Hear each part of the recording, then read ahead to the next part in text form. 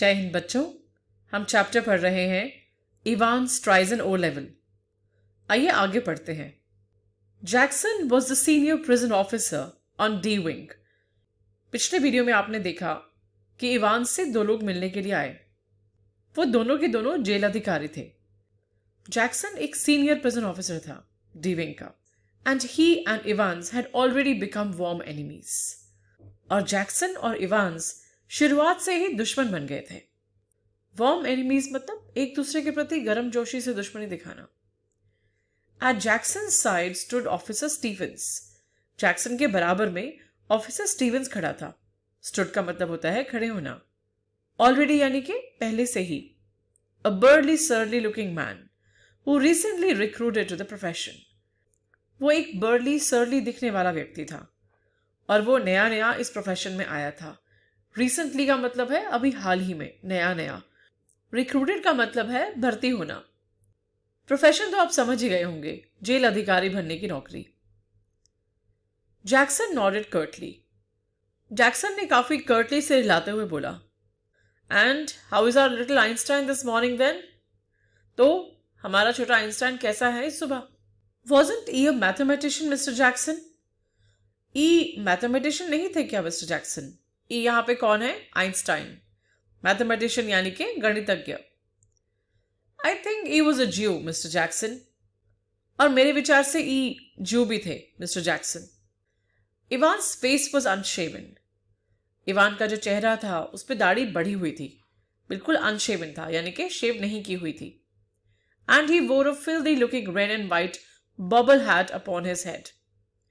और उसने अपने सिर पे एक बहुत ही गंदी सी दिखने वाली, फिल्दी यानी कि गंदी, लाल और सफेद रंग की बॉबल हैट पहनी हुई थी। बॉबल हैट क्या होता है? Pom pom cap. Give me a chance mister Jackson, I was just going to shave when you busted. मुझे एक मौका दीजिए मिस्टर जैक्सन, मैं शेव करने ही वाला था जब आप अंदर आए। बस्टन का मतलब है एकदम से अंदर आना। विच रिमाइंड्स मी, जिससे कि मुझे याद आया। Jackson turned his eyes on Stephens. Jackson ने स्टीफन्स की तरफ देखा। turned his eyes on Stephens का मतलब है स्टीफन्स की तरफ देखना।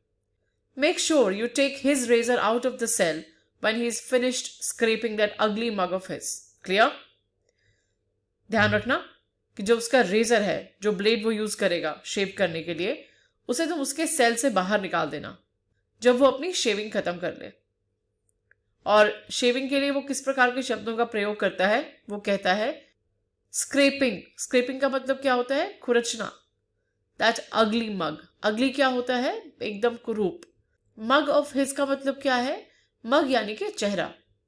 आपने शायद सुना हो कि जो क्रिमिनल्स होते हैं, जो अपराधी होते हैं, जब पुलिस स्टेशन में उनकी फोटो ली जाती है तो एक फोटो उनका सामने से लिया जाता है, एक उनका साइड से लिया जाता है, साइड से लेफ्ट, साइड से राइट और फ्रंट में। तो वो जो इस प्रकार के चेहरे के फोटो लिए जाते हैं उसे मग शॉट्स कहते हैं। मग का मतलब इस केस में होता है चेहरा और शॉट्स यानी कि पिक्चर। अब क्योंकि वो जेलर है तो वो इसी भाषा में बात करता है और वो कहता है कि जब वो अपना अगली मग यानी अपना चेहरा, अपना कुरूप चेहरा जब वो शेव कर ले तो ब्लेड बाहर निकाल देना। क्लियर? समझ गए? One of these days he'll do us all a favor and cut his bloody throat. नहीं तो आजकल में वो उससे अपना गला काट लेगा और हमारे ऊपर बहुत बड़ा एहसान करेगा। All us a favor का मतलब है बड़ा एहसान करना। For a few seconds, Evans looked thoughtfully at the man standing ramrod straight in front of him. कुछ पलों के लिए इवांस ने काफी सोचते हुए, काफी विचारते हुए उस व्यक्ति की तरफ देखा जो बिल्कुल सीधा उसके सामने खड़ा था।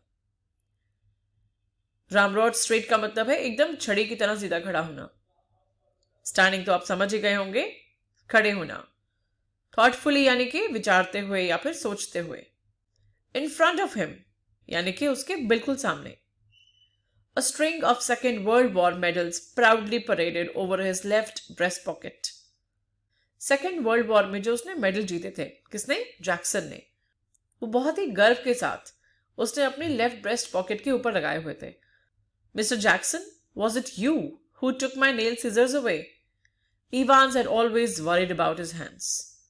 Mr. Jackson, क्या वो तुम थे जिसने मेरे नेल सीजर्स ले लिए? नेल सीजर्स क्या होता है? Nail cutter. Evans had always worried about his hands. Evans को हमेशा अपने हाथों की बहुत चिंता रहती थी और शायद उसको अच्छा लगता था कि उसके नाखून हमेशा ढंग से कटे हुए हों। And your nail file too, और तुम्हारा नेल फाइलर भी मैंने ही ले लिया। Look, for a moment Evans eyes smouldered dangerously, but Jackson was ready for him. देखो, और एक पल को ऐसा लगा जैसे कि इवांस की आंखें बहुत ही खतरनाक तरीके से चमक उठी। तो इवांस को गुस्सा आया इस बात पर कि उसका नेल कटर भी ले लिया और उसकी नेल फाइल भी ले लिया। तो एक पल को वो कुछ कहने वाला था, मगर जैक्सन उसके लिए तैयार था। रेडी यानी कि तैयार होना, डेंजरसली यानी कि खतरनाक तरीके से। Orders of the governor Evans, governor के ऑर्डर्स थे Evans. He leaned forward and layered, वो आगे झुका। लीन्ड का मतलब होता है झुकना, फॉरवर्ड यानी कि आगे की तरफ, वो आगे की तरफ झुका। एंड लेयर्ड यानी कि बहुत ही बदमाशी से मुस्कुराना। His voice dropping to a harsh, contemptuous whisper. You want to complain? और उसकी आवाज एकदम से बहुत ही हार्श यानी बहुत ही कर्कश सी, कंटेम्पचुअस बहुत ही मजाक उड़ाने वाले विस्पर में बदल गई। विस्पर यानी कि उसने फुसफुसाते हुए बोला, तुम कंप्लेन करना चाहते हो? Evans shrugged his shoulders lightly. Evans ने धीरे से अपने कंधे उचकाए। The crisis was over, और बात वहीं पे खत्म हो गई। You've got half an hour to smarten yourself up, Evans, and take that bloody hat off. तुम्हारे पास आधा घंटा है तैयार होने के लिए। Smarten yourself up का मतलब है अपने आप को तैयार करना। Evans, और वो टोपी उतार देना। Me at, हाँ, मैं और टोपी उतारूंगा। Evans put his right hand lovingly on top of the filthy woolen and smiled sadly. Evans ने अपना सीधा हाथ बहुत ही प्यार से अपनी टोपी के ऊपर रखा, अपनी गंदी ऊन वाली टोपी पे रखा और बहुत ही उदासी से मुस्कुराया। Do you know, Mr. Jackson, it's the only thing that's ever brought me any sort of luck in life. Kind of lucky charm, if you know what I mean.